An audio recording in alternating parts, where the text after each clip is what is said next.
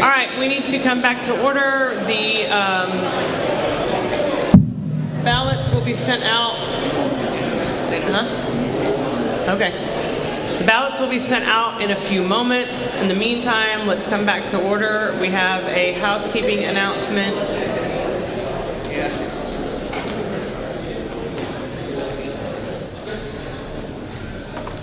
From Ms. Prather. Good afternoon. All right, I've had a lot. Last night was an incredibly successful night. We'll discuss more of that later. But for housekeeping, if you have made a pledge for somebody else's lifetime, or if you'd like to donate on their behalf for pins, or however you want to do that, there's a specific way to do that. Come see me. Now, if you gave me cash at any point at this entire weekend, and you did not fill out these forms right here, you must fill out these forms. I have to be TEC compliant. I'm personally responsible for the party's finances to the state. Please don't make me have to pay a fine out of my own pocket.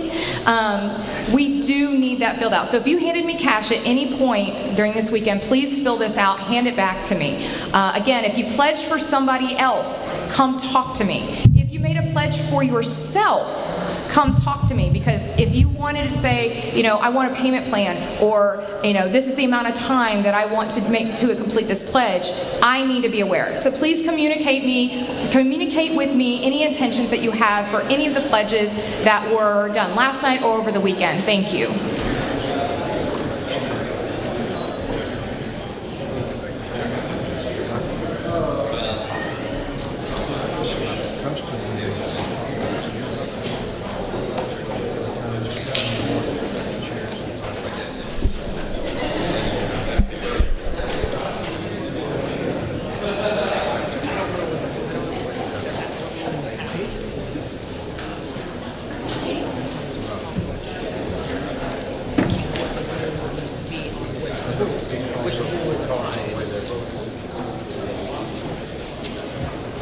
Nolan Schmidt.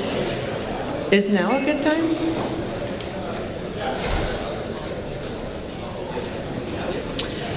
We have a few more minutes of downtime while we are waiting for these ballots to come out, and we're going to use that to showcase some of our candidates. So right now we have Nolan Schmidt, who would love to speak to you about his race.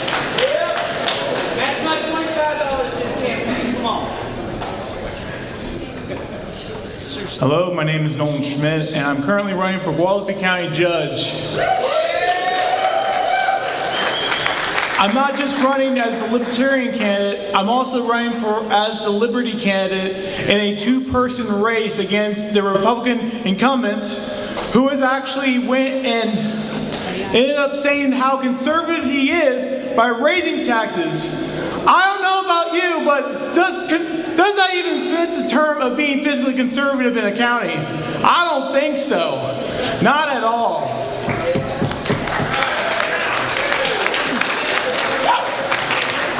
I'm also running for county judge because of what happened to many of the local businesses, including my parents' own business, during the shutdown. During that time, businesses lost money. They got shut down. I even heard stories of several of these local businesses. There was one called the Funky Monkey, which is a resale store owned by a nice little lady and all that stuff. The fact that during the time of the shutdown, she had to by herself have to lift so much heavy furniture just to showcase an item to a customer. Oh, and for all the landlords and RV park owners and all that stuff, that unconstitutional moratorium really hit them hard, especially with my parents. I got to see that firsthand. I actually got this, and then what's even worse, the Environmental Health Department in Guadalupe County show themselves to be the corrupt dogs of the government, start harassing these landlords and everything else, these RV parks, and try and have them, well, if you can't expand your septic, you can go get a loan. At that time, banks weren't even loaning money. The only time you can get money is from those backed up so-called free money from the government. Also, going to the fact of even harassing my 84-year-old father at the time, to the point of even threatening to arrest him for not complying. Having to harass an old man just because they wanted to fine him even more for not having a septic system fixed, just because they don't have the money to even fix the damn septic.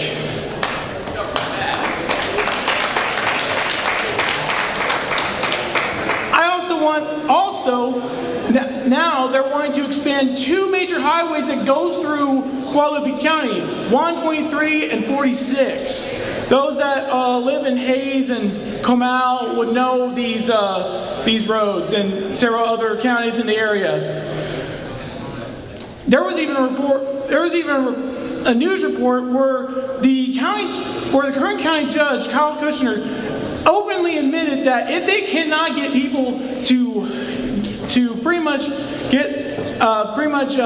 sell their land to expand the roads, they're going to just take it from them and give them less than what that land actually costs. I don't know about you, but that sounds like eminent domain to me. Yes.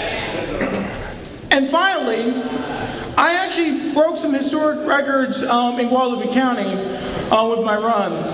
I'm the first local Libertarian candidate to run for a local office. I'm also the first, and this actually goes along with my last item that I'm actually running for with my race. I'm also the first candidate to run with a Opportunity of All program that would help out the families and individuals with special needs there's adults with special needs that still can't get a job because there's jobs that will not hire them, despite that's a violation of the Americans with Disabilities Act. This is personal for me because I myself am an individual with special needs. I was diagnosed with Asperger's syndrome, which is part of the autism spectrum disorder, back in 1995. So I'm actually running in Guadalupe County as an openly revealed individual with special needs, proposing to help get more resources to families, including those that want to homeschool their kids. I also want to try to go and able to help local businesses, not just help the adults with special needs, but also the businesses that are wanting more workers, and pretty much tell them, hey, if you get these individuals with special needs, you'll end up getting a big tax cut because of that. I actually found that out. That's actually in the Americans with Disabilities Act. Any businesses that hire and have special needs employees, they get that big tax cut, as well as getting a dedicated workforce. And I know these adults with special needs in Guadalupe County because they are the most dedicated people, the most dedicated workers I know. I mean, I myself am one. I know a guy that works and loves his job because of how much he gets paid for it. And finally, there's also I want to actually go and take down a lot of these illegal,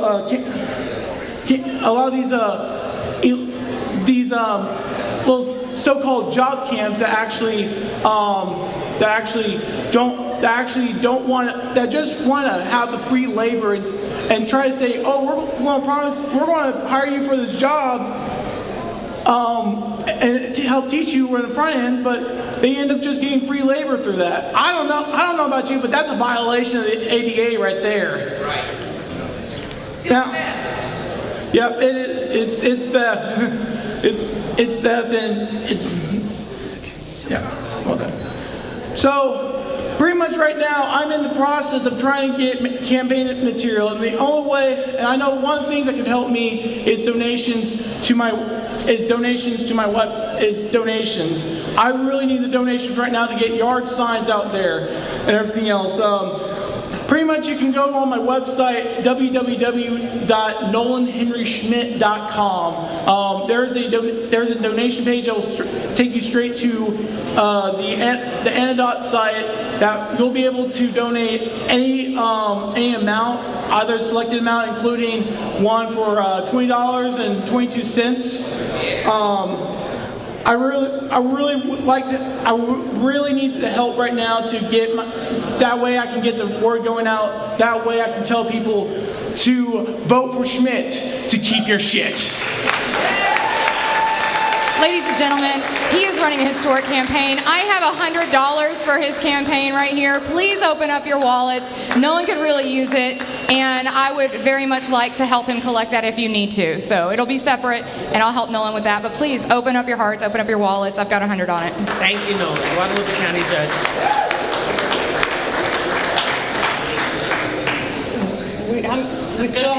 We still need time? Are there any other candidates out there who would like to come speak? Yes, thank you.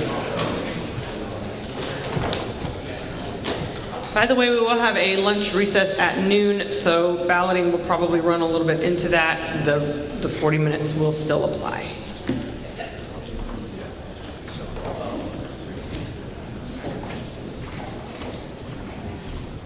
Thank you. Good morning. I'll get this re-centered. Thank you. My name is Darren Hamilton, and I'm running for Texas House of Representatives in the newly drawn District 57, which serves central and western Denton County.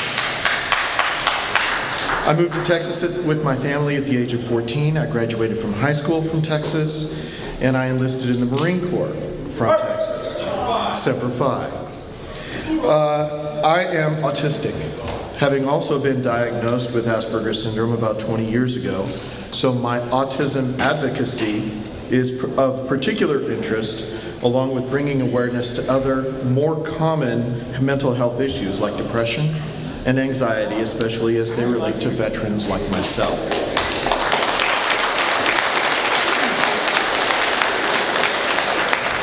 As a newly drawn district, there are no incumbents. I have only one opponent in this race, a Republican lawyer from Denton, who is also a longtime Republican Party member. Beyond that, he and I have never met. I know nothing about him. We do not move in the same social circles. So I really don't know a whole lot about him, but I bring that up because one of the more common predilections, especially of old party candidates, is that they see alternate, party, and independent candidates as little more than fleas on a dog. Annoying, but not really dangerous. With no Democrats running in the race, I suspect that my opponent will quite simply believe that he has already won the general election in November, and that he can simply coast out the remainder of the year without any effort. I disagree with the idea that a state-level office can be won by default. And my intent is to see how much he really wants that seat by making him really work to win that seat.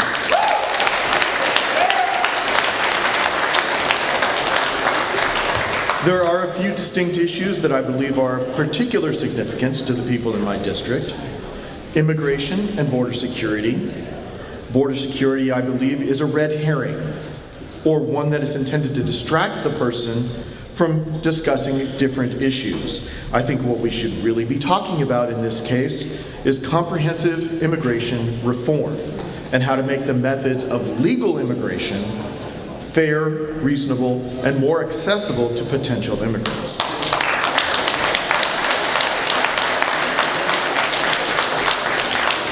Education and school choice. Education is one of the most expensive government services and should be expected to provide some of the best returns on our investment. Unfortunately, the discussions on improving education here in Texas typically revolve around throwing more money at a system that was designed well before the current information age. This needs to change, and we need to adapt more recently proven successful options. And finally, one that is of particular interest to many of us in this room, a repeal of prohibition laws. Prohibition is the act of forbidding something, especially by law. It's basically the government telling people that what they cannot do, and then claiming that these laws are in place for the public good. But they're not, and they're not for the good of the people. Existing laws that cover censorship, abortion elimination, and recreational cannabis are just a few of the existing prohibition laws that should be heavily scrutinized and openly discussed. We should not be trying to control someone else's personal choice and decisions, especially not through law. This was tried over 100 years ago and it failed miserably. I believe that people should be able to decide the laws, not government agents or political parties. I believe that as long as people are not harming each other, that they are not harming others, they should be free to live their own lives and pursue their own interests, free from the intrusion and interference of the government. I am running for the Texas House District 57 because I believe that it is long past due for there to be a consistent voice of liberty and accountability in Austin. Once again, my name is Darren Hamilton. I am the Libertarian candidate for Texas House Representative District 57. Thank you for your time.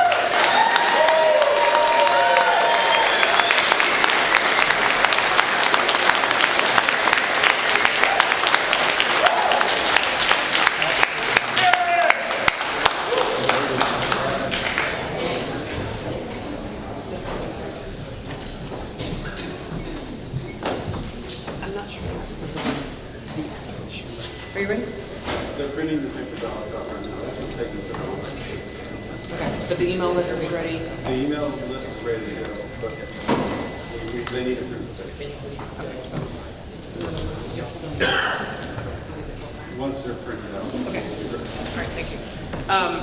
We probably have time for one more candidate before we start balloting. Christy Mallory. And just so you know, they're printing the paper ballots right now. That's the last thing we're waiting for, I believe. So. Well, looks like everybody's still awake, so that's good, right? I'm going to change this up a little because I'm in a room full of very intelligent people, and I'm guessing that we probably agree on getting the state out of education. My name is Christy Mallory. I want to introduce myself. I'm running for State Board of Education in District 12. So I'm going to answer the three questions I'm asked most by my fellow libertarians.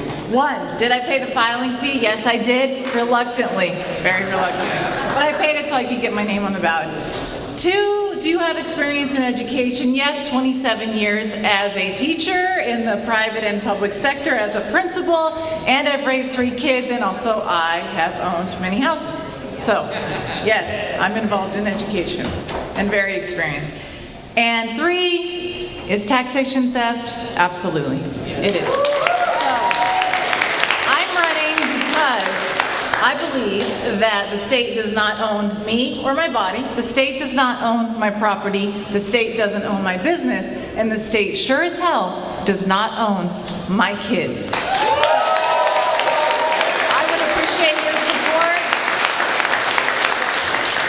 I would appreciate your support, ChristyMallory.org. Keep up the good fight.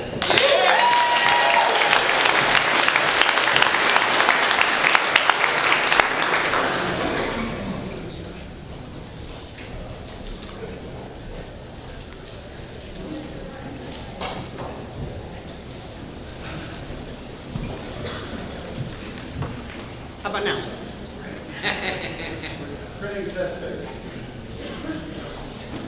All right, I did have another candidate wanting to come up earlier. Where'd he go? Sherple, yes. Make your way this way, hopefully we will.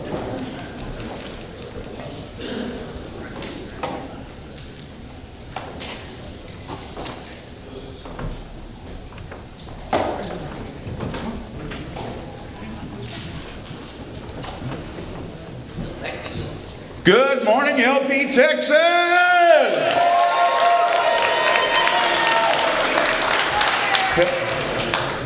Y'all know who I am. Mayor!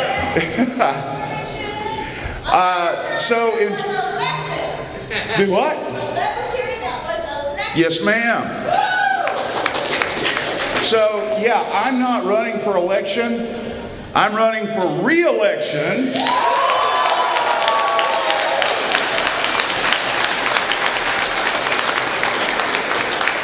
Early voting starts April 25th. Election day is May 7th, less than a month away. And I am here to ask for your help. So, I have a Facebook page. It's Shannon T for Big Spring. Shannon T for Big Spring. I need as many of you as you can to please go on there, help spread the word that there are libertarians that can win offices. It can be done. In Big Spring, over the last 3 years, we have seen a drastic change. The clique lost power. The clique was drug out from behind closed doors and out of the shadows, and their dirty dealings and behind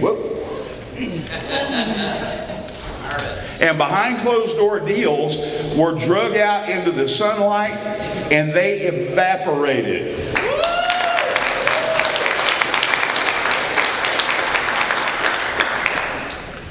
And now businesses are lining up to come to Big Spring, probably having something to do with the fact that we reduced our property tax rate by 7.7% the last 3 years.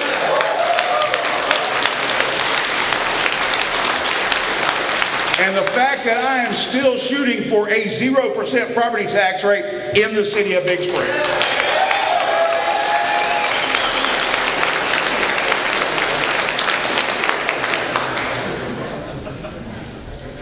A lot of y'all were in Big Spring for the 2020 convention.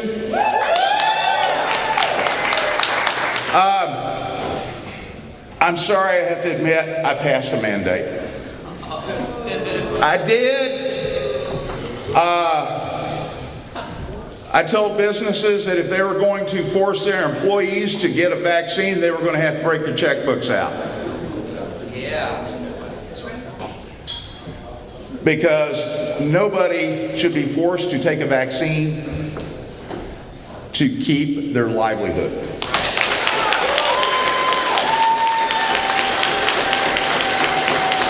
Nobody should be forced to wear a mask to keep their livelihood.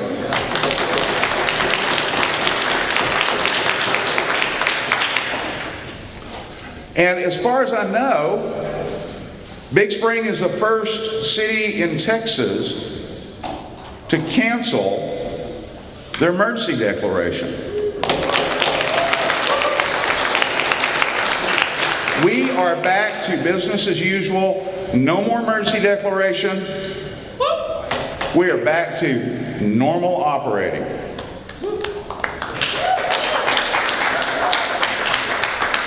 And operations are good. Anyway, thank y'all for the time. As always, you're all welcome in Big Spring at any time. Come see us. Retreat. And I appreciate y'all.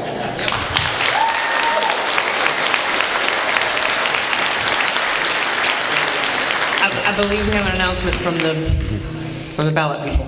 The ballots are ready to go out, and I'm going to click start when I go back over there. But if you wanted a paper ballot, please go over there right now. I'd like to get those out reasonably in the same If you time. requested a paper ballot or had one yesterday, that's the default for you today. Please go over there. Request for Do that. information. In the meantime, they will be sending out the email, the electronic ballots shortly, so be watching for those. Request for information. Was the chair aware that I just gave $300 to the only sitting mayor, and that I challenge everybody else in this room to at least give $10 right now to re-elect our only libertarian mayor?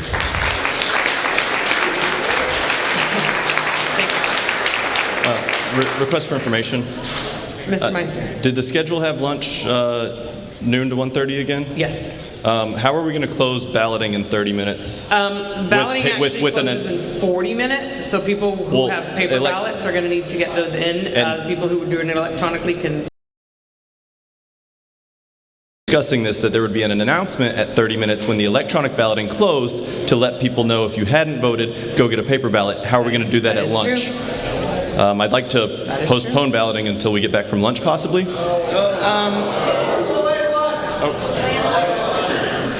So I just don't want people to miss that. Give me 1 second. That is a good point, Mr. Ameline. Could we extend voting time and close it at the end of lunch? You have to have your ballots in by 1:30. That actually would probably be the thing that makes the most sense because people are. We're not creating a delay. If we're already at lunch. It is not my intention to delay. I just don't want anyone to miss their ballot. Okay, so are you? I will motion to suspend the rules and close balloting, I guess, of all types at 1:30. So what is this, John, reconsideration? I would say he is suspending the rules to amend something previously adopted, or he could take it as a new motion. New motion. It's a suspension of the rules, so it allows him quite a bit of latitude. Either way is a suspension of the rules. Either way requires 2/3. Yes, it doesn't change the voting threshold. Okay. Yes, we're working on it because I'm not exactly sure what it is. Mr. Micey, are you moving that we just extend balloting to the end of lunch, which would be 1:30? Yes, and I would actually advise people get back early to double check so they can get a paper ballot in and have a cutoff I of agree with 1:30. that. Yes. Okay. We have a motion because the way the time worked out, to extend the balloting through the lunch period, which would be up until 1:30, definitely encouraging you to come back earlier just in case to make sure your ballot was indeed received. Point of information. Mr. Wilford? Okay, so in the previous balloting procedure, there were two kind of steps. There was when the electronic balloting ended, and then when the second round of paper balloting, for anyone who had trouble, ended. Is the effect of this motion to make the electronic balloting end when lunch ends, and then that paper balloting can start? Mr. White, can you answer that? So people who have already received the initial paper balloting have those paper ballots. But if someone has an issue, they will have to wait until after lunch. And then we will have to prepare new ballots for them and hand those out. And then they will have the time afterwards to then vote. I would actually like to just ask balloting and everything. Because what I was hoping for was just a hard cutoff on them all at 1:30 and advise people to get back at 1:20 and double check. But if y'all, I don't want to cut y'all's lunch short either. So. Well, it's not a matter of lunch. It's a matter of how we determine if someone if they've had a problem, if they have voted or not. We have to stop the balloting and then lock it. And then that determines who has not submitted an open vote. We could then generate a paper ballot for them. So that would delay that process. Motion to amend. I'm not sure his motion was seconded. Okay. It was? All right. Okay. Motion to amend. Motion to amend. Yeah. Who is motioning to amend? John Wilford, Denton County. Thank you, ma'am. So my motion to amend is that at 1, we cut off electronic voting and an email announcement goes out that has happened. And anyone who is having trouble with their ballot at that point can come in here and use those remaining 30 minutes to get a ballot. And in that email announcement, we could include the emails or the names, maybe the names of the people whose ballot was not returned. I think that cuts their lunch short now. Sorry. If they close them, then they'll know which emails were not returned. Yes. Request for information. So you're suggesting that we send emails to people who are having trouble getting email? I would say in Denton County, if one of my delegates' name came back on that email, I would then go approach them and say, hey, do you know your name's on this email that your ballot didn't come back? I would suspect that is the same for everyone in this room. I would hope so. Point of order. Madam Chair, the votes have gone out. We cannot amend the voting procedure. The vote ballots are in hand. Thank you.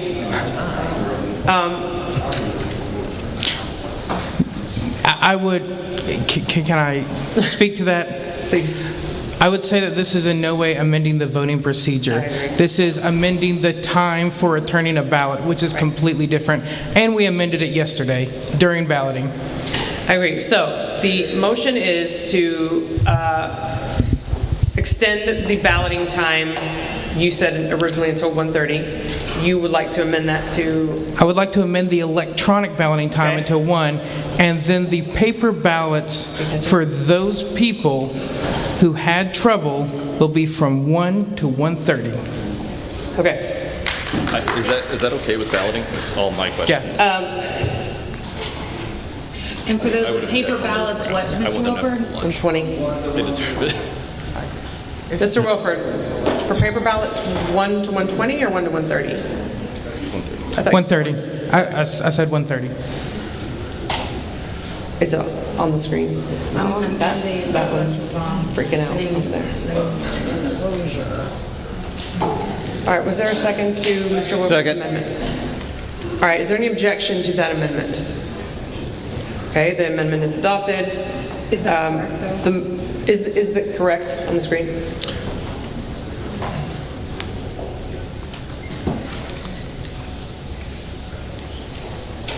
Yes.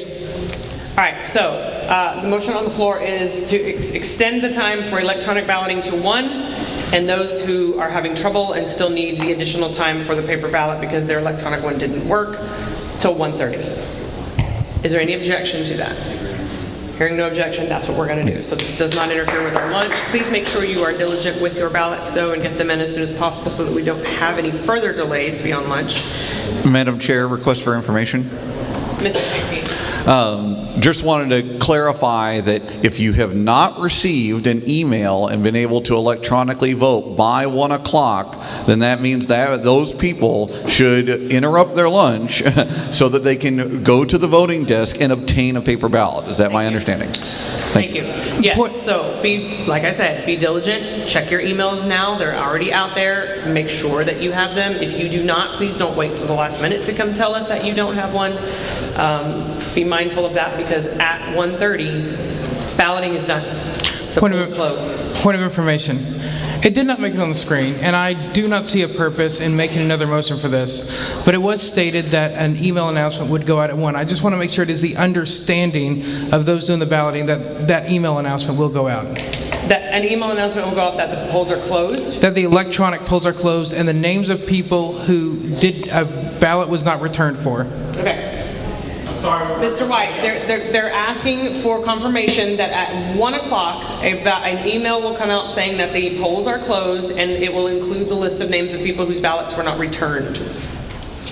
At 1 o'clock, we can close the balloting and close. We will then have a list of those who have not. Do we have a method to then email those or let them go to the desk? They want us to email private emails out to the convention box? No, names. You have, Names of people? Yeah, who is being notified, who is getting the name, because we will have a list of email addresses that have not voted. That's the list. To whom are we giving these email addresses? No. The same email list you have now. So, no, you're emailing that new email list to notify them you have not got their ballot. okay, so email again, earlier, that just... Email everyone. Yeah. I would just advise people who, pay attention at lunch, and when you get back, if you haven't voted, go check with them. Yes. Thank you. All right. It is now noon. Orders of the day will have us breaking for lunch. Again, check your emails. You should have ballots. If you're doing paper ballot, you should have those in hand already. Get those taken care of. 1 o'clock is the cutoff for the electronic voting.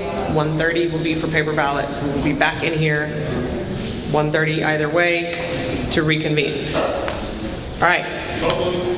Thank you. Then we are recessed for lunch.